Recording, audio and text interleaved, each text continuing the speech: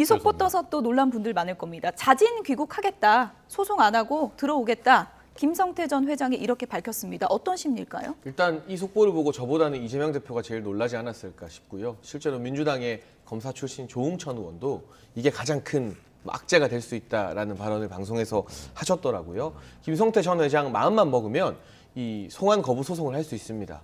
그럼 6개월이고 1년이고 시간을 끄는 게 가능하고 그 사이에 뭐 제3국으로의 도피 등등도 타진할 가능성이 있죠. 왜냐하면 워낙 현금을 많이 가지고 있지 않습니까? 체포된 현장에서 현지에서도 수십억 원 상당의 달러가 발견되었다라는 보도도 봤는데요. 그럼에도 불구하고 송환 거부 소송을 하지 않고 바로 국내로 들어오겠다는 것은 저는 무언가 말할 것이 있기 때문에 어느 정도 결심이 섰기 때문에가 아닐까 유추해 볼 수 있겠습니다. 들어와서 아무 말도 안 하고 무피권을 행사하고 그 조국 전 장관이나 이번에 이재명 대표가 했다는 것처럼 뭐 증언하지 않겠다, 진술하지 않겠다고 할 거면 굳이 들어올 이유가 없이 그냥 태국에서 소송하면서 시간 끌면 되거든요. 근데 들어온다는 것은 그 주변 뭐 측근들의 증언이나 언론 보도로 봤을 때 뭔가 자신에게 조금이라도 유리한 방향으로 재판이나 수사를 이끌고 가기 위해서 대신 어느 정도는 뭐 지금 검찰이 궁금해하는 것들, 수사기관이 수사하는 것들에 대해서 진실을 말할 그런 나름의 계산을 마칠 게 아닌가 싶고요. 어떤 식으로든 김성태 전 회장의 입이 열리기만 한다면 그 부분은 쌍방울과 관련해서 여러 가지 의혹, 뭐 대북 송금, 변호사비 대납 등등의 의혹을 받고 있는 이재명 대표 측에게는 정진상, 김용의 구속만큼이나 심각한 문제가 되지 않을까 싶습니다. 네. 민주당 안민석 의원이 이재명 대표 소환과 김성태 전 회장의 체포가 거의 비슷하게 동시에 이루어진 것은 검찰의 시나리오라고 할 수밖에 없지 않느냐라고 말했던데 실제로 그럴 가능성 어느 정도로 생각하십니까? 저는 뭐 거의 그럴 가능성이 거의 농후하다 저는 이렇게 봅니다. 왜냐하면 기본적으로 그 이재명 대표가 소환되는 날 네. 김성태 전 회장의 측근들에게 전부 다 영장 청구가 됐거든요. 동시다발적으로 영장 청구가 됐습니다. 그리고 이번에 김성태 전 회장이 귀국을 결정한 것에 저는 뭐 제가 취재한 바로는 주변들이 그렇게 한꺼번에 계속 어려움을 겪는 거에 대한 고민이 가장 컸다고 저는 좀 이렇게 취재가 좀 됐어요. 그러니까 잡혔다는 말씀이십니까? 일부러 잡혔다? 아니죠.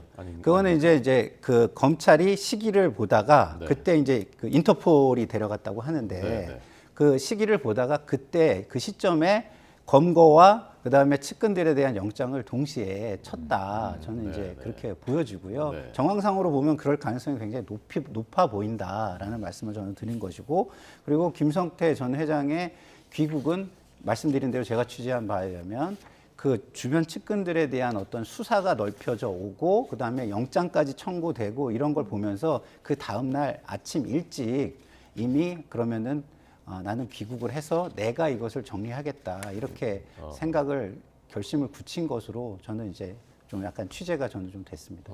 예, 김성태 전 회장이 과연 입을 열 것인가, 판도라의 상자가 열릴 것인가 이런 뭐 궁금증이 높아지고 있는 상황인데 도피 생활 조력자들에 대한 또 처벌도 이뤄질 것이라는 얘기가 많고요. 일각에서는 뭐 김성태 회장이 뭐 음식까지 다 공수했는데 한국에서 들기름까지 공수했다 이런 얘기까지 나오고 있잖아요.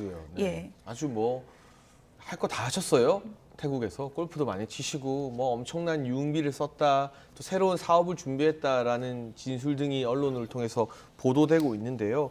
유전 무죄, 무전 유죄라는 말에 대해서 우리 국민들이 매우 민감하지 않겠습니까? 그런 부분을 이 국민적 우려를 불식시키기 위해서라도 아주 강도 높은 수사와 처벌, 그리고 혹여라도 정치권과 얽혀 있는 여러 가지 로비 의혹들이 있다면 반드시 밝혀내야 하는 사안입니다. 그래서 뭐 김치를 공수했다는 등, 뭐 파티에 연예인이 참석했다는 등 이런 의혹에 대해서도 명명백백히 밝힐 필요가 있고, 뭐 이 전 회장 사실상 기업 대표의 지시이기 때문에 울며 겨자 먹기로 출장을 나간 직원들 개개인한테는 뭐 또 무슨 중재가 있겠습니까만 적극적으로 도피 행각을 도왔던 사람들이 있다면 그분들은 이제 법적 책임을 피하기 어렵겠죠. 네.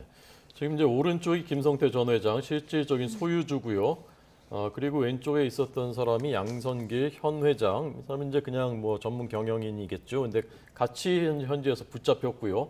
옛날에 우리가 알던 이제 쌍방울 그룹과는 오너가 완전히 바뀐 거죠. 그렇죠. 그래서 이제 김성태 전 회장이 이 인수하면서 지금 이제 경영을 사실상 해왔던 것이고 네. 그래서 이제 본인이 나가서 내가 정리하겠다라고 이제 결심을 했다라고 네. 취재를 하셨다고 했는데 자 그럼 들어와서 정리한다는 것이 네.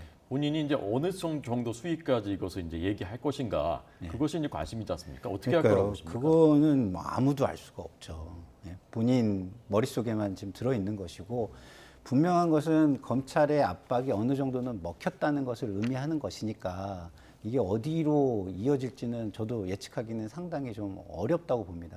그러나 그동안의 태도는 자기는 절대 이재명 대표 측에 무언가를 준 적이 없다라는 게 기존의 태도였거든요. 그래서 그것을 한꺼번에 바꿀까? 그건 좀 잘 모르겠고요.